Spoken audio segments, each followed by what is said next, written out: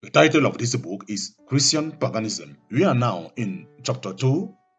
We enter in part 10 of this book. Part 10 of this book. We are in chapter 2, part 10. It is written by our beloved brother Frank Valla. When Christianity was born, it was the only religious on the planet that had no sacred object, no sacred person, and no sacred space.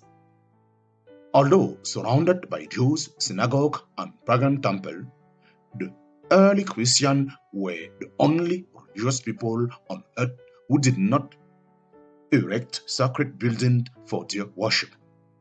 The Christian faith was born in home, out in courtyard, and along roadside. For the first 3 centuries, the Christians did not have any special building. As one scholar put it, the Christianity that conquered the Roman Empire was essentially a home-centered movement. Some have argued that this was because the Christians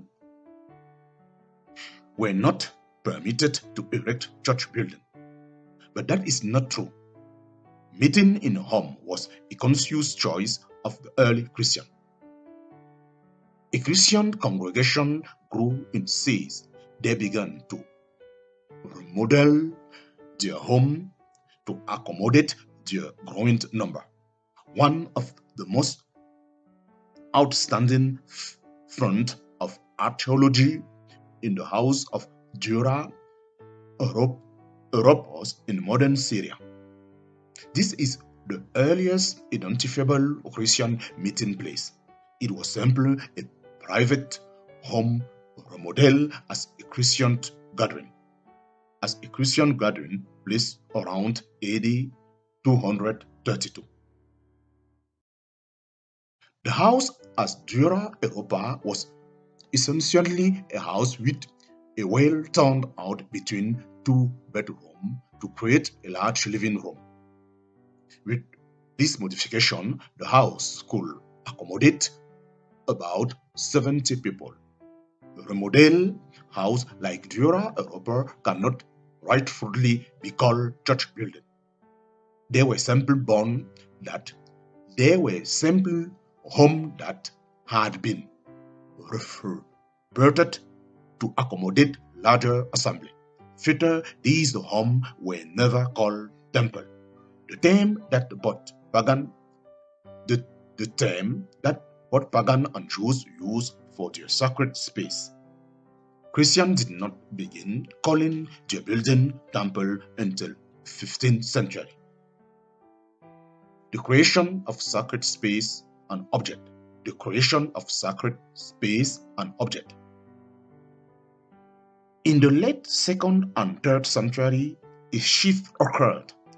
The Christians began to adopt the pagan view of reverencing the dead.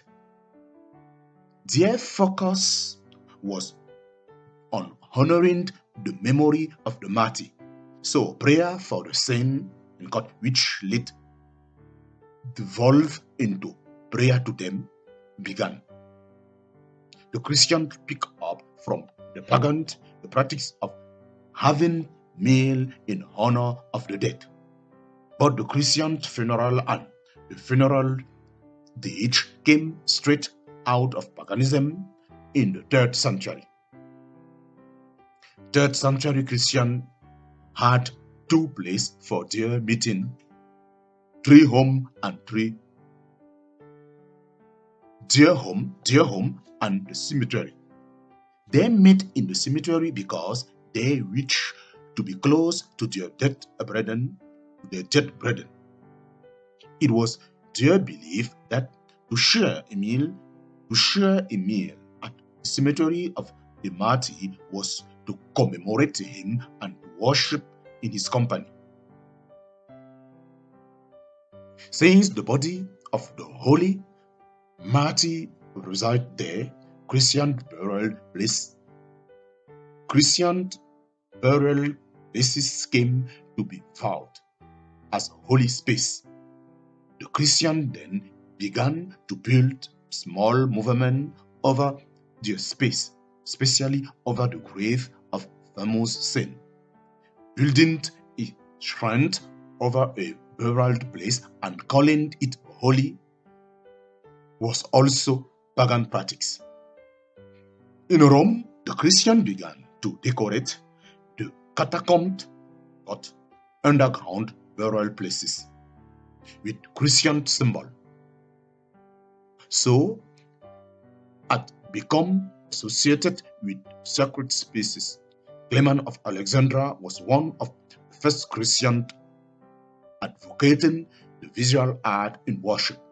But interestingly, the cross as an artistic reference for Christ's death cannot be found prior to the time of Constantine.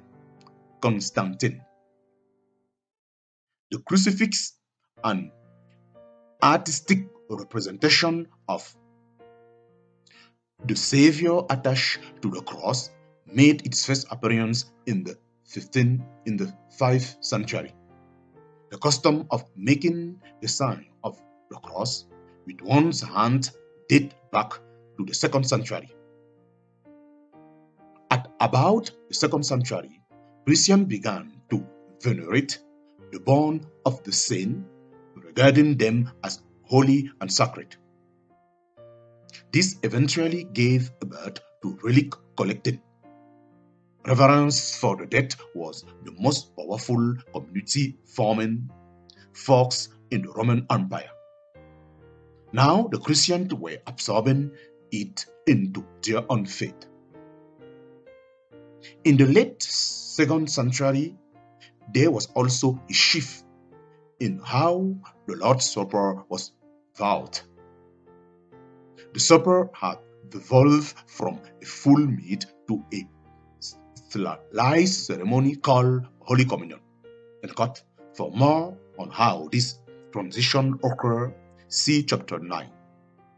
By the 4th century, the cup and the bread were seen as producing a sense of awake, dread, and mystery. As a result, the churches in the east placed a canopy over the altar table where the bread and cup sat. In the 16th century, rails were placed upon the altar table. The rail signified that the altar table was a holy object only to be handled by a holy person. Clergy. So, by the 3rd century, the Christians not only had sacred space, they also had sacred object. They would soon develop a sacred priesthood. In all of this, the 2nd and 3rd century, Christians began to assimilate the magical mindset that characterized pagan thinking. All of these factors made the Christian terrain ready for the men who will be responsible for creating church building. Constantine, father of the church building. Constantine, father of the church building. Why the Emperor Constantine, in 285 to 337, is often loved for granting Christian freedom of worship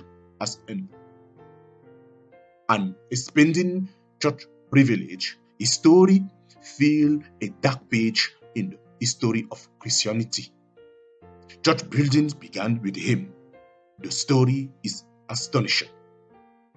By the time Constantine emerged on the scene, the atmosphere was ripe for Christians to escape their despised minority status. The temptation to be accepted was just too great to resist, and Constantine's influence began to earnest. In AD 312, Constantine became Caesar of the Western Empire. By 324, he became Emperor of the entire Roman Empire. Shortly afterward, he began enduring the construction of church building. He did so to promote the popularity and acceptance of Christianity.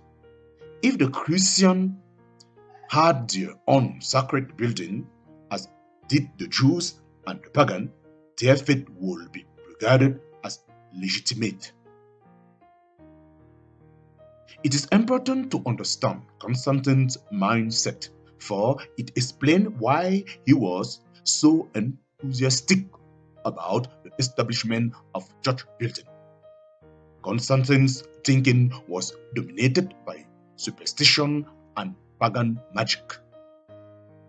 Even after he became emperor, he allowed the old pagan institutions to remain as they were.